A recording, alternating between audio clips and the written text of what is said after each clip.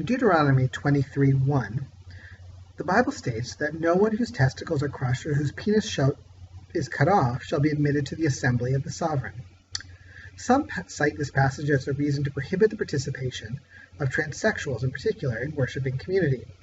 Victoria Kolakowski wrote an article called Towards a Christian Ethical Response Towards Transsexual Persons. She writes, quote, "There seems to be support in these scriptural passages not merely for the rejection of sex reassignment as a viable treatment for transsexuals, but further for rejection of post-operative transsexuals from the community of faith," end quote. So, this is an important passage for us to look at. As we saw in the discussion of Deuteronomy 22:5, this book of Scripture places a great deal of emphasis on preserving the purity of Israel and making distinctions between Israel and its neighbors. Neighboring people did have traditions in which priests were serving other deities were castrated, and those who were charged with protecting and serving royal women were also castrated as a means to ensure the quote-unquote safety of those women from sexual intercourse. In addition, castration was the punishment used in some nearby societies. Whether this practice was used in ancient Israel is not clear. The Hebrew Scriptures also emphasize the need for procreation, both as part of God's dictates in Genesis and through these various laws.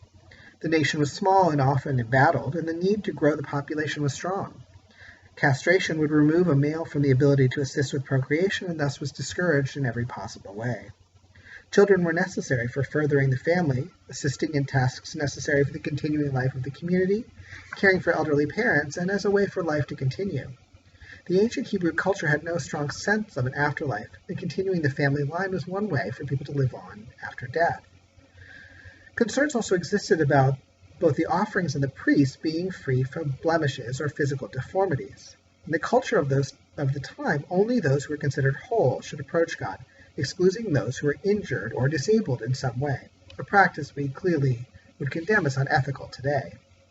From reading the surrounding verses, the vast majority of modern people of faith clearly again do not heed to the prohibitions from this section of Deuteronomy. Subsequent verses, for example, give directions on how to dig a latrine and the appropriate ways to take grapes from your neighbor's vineyard. We do not teach adherence to these other laws, and pulling one line out of context and applying only that one really does not make sense. In addition, we shall see that other parts of the Scripture clearly speak directly counter to this passage. Clearly, too, we make no efforts to forbid worship by men who have lost their genitals because of accidents or illnesses. To apply this passage only to transsexuals, while ignoring its implications for others, would be wrong. Writer Sally Gross notes that we could interpret this passage as one that prohibits genital surgery for intersexed infants. If permitting worshippers who have mutilated or altered genitalia is contrary to God's plan, she argues, then subjecting infants to unwanted surgical procedures surely would be inappropriate. In discussing the impact of this passage on transsexuals, or transgender people who have undergone medical procedures, Victoria Kolakowski states, quote, "Attention is therefore clearly present.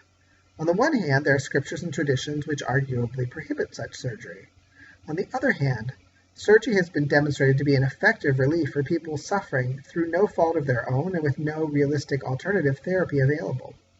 Opponents of the traditional approach would use arguments very similar to those advanced by gays and lesbians for inclusion, that the traditions are based on archaic and incorrect social theory which does not contemplate our modern understanding of sexuality and identity, that the scriptures were never intended to apply to the present situation, and that compassion is superior to the law."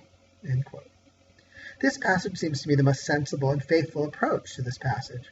We shall see that the Hebrew and Christian biblical traditions in fact counteract directly this prohibition in Deuteronomy 23 and argue for a more expansive and inclusive view